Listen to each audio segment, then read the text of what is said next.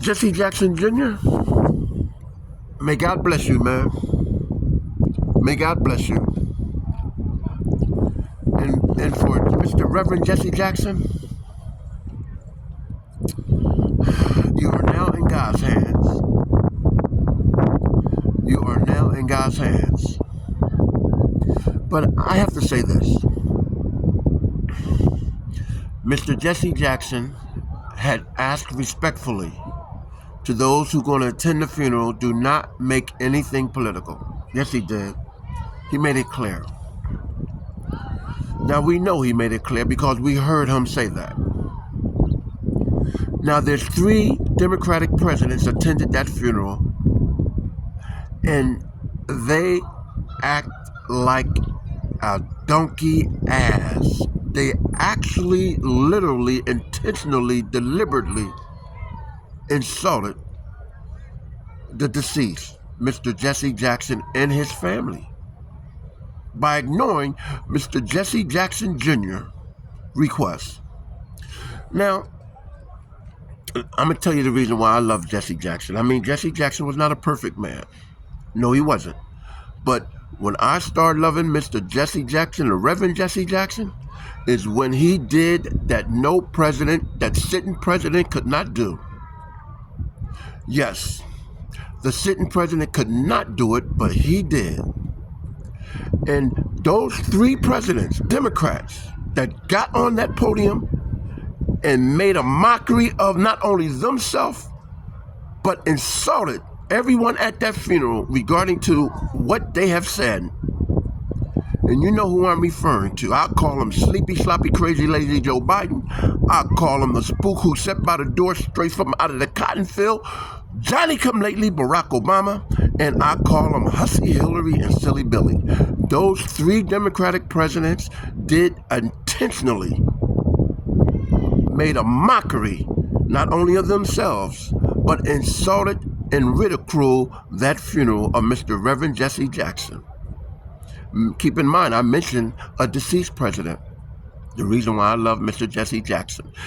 That president, deceased president, Ronald Wilson Reagan, could not do what Mr. Reverend Jessie Jackson did when a U.S. naval African male officer was in captivity as a POW. Jessie went and negotiated. Jessie went and got him out. That Ronald Reagan could not do. He made it clear, no negotiations with terrorists. But I'm going to tell you something. The reason how Jessie Jackson got him out, Jessie Jackson made it clear that this America that he lives in care less of the Africans that is in America in regarding to the history, what happened to America. Jessie Jackson made it clear. That's how he got that U.S. African naval officer out of a POW situation. That sitting president couldn't even do that, who is now deceased, Ronald Wilson Reagan. And keep in mind, since I mentioned African, his wife was of a European descent. Yes, keep in mind. So when it comes to Jessie Jackson and his wife, when it comes to that naval officer, that African male naval officer and his wife, may God bless them if they still together. May God bless their family. And I just hope that he sent a prayer to Jessie Jackson family in regarding to how he know of Mr. Reverend Jessie Jackson. Now that I got that said, Jessie Jackson Jr., if you still with that party called the Democratic Party, I respectfully request to say to you, get from up under them. It's time to get from up under them. You can go an independent party, you can go a Republican Party, you can go with the Green Party, the Tea Party, you can go whatever party you chose to, but you must get from up under that donkey ass situation. You must.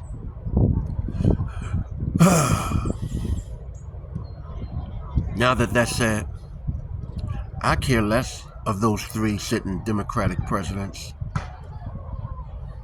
because they made it clear that they care less of the African descendants whose ancestors were enslaved in America. Not only with the open border policy, with that spook who sat by the door Barack Obama in 2008 on Meet the Press and made it clear in front of Tim Russert, while Hillary Clinton, I see Hillary sitting right next to him. When Tim Russert asked him, is reparation on the table to the African descendants whose ancestors were enslaved in America? And Barack Obama said no. His main initiative is to get the economy back on track. If that's the case, why is it called the Volcker Rule, not the Obama Rule? That is a clear, cotton-picking spook who sat by the door Johnny-come-lately President Barack Obama. And I just hope every student of the historical black college and university have saw what he did at that funeral. Meantime, I gotta go. Hey, Jesse, God bless you, man. God bless the family. Like I said, your father wasn't perfect. No human being is perfect. But your father laid the groundwork for people to remember him for a long time. And not only about that African naval officer that was a POW. And like I said, keep in mind, his wife was of a European descent. And still, deceased Ronald Reagan ignored it. Now, I was just saying, what if that was Ronald Reagan's daughter?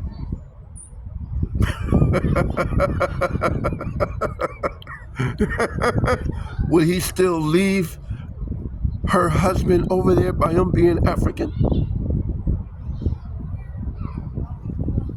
See, white supremacy works in a way where they like to show people who they are.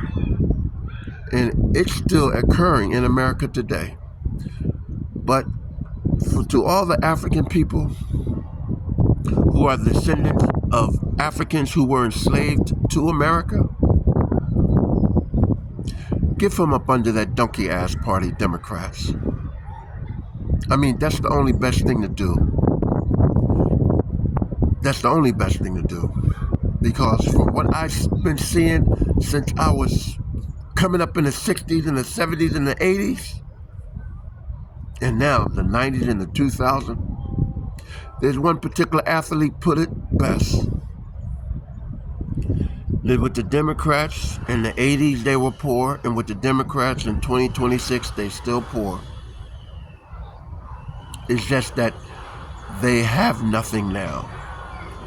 Financial institutions from the 80s, 120-something, 40-something African banks, all down to not even a double digit. 9 the most today.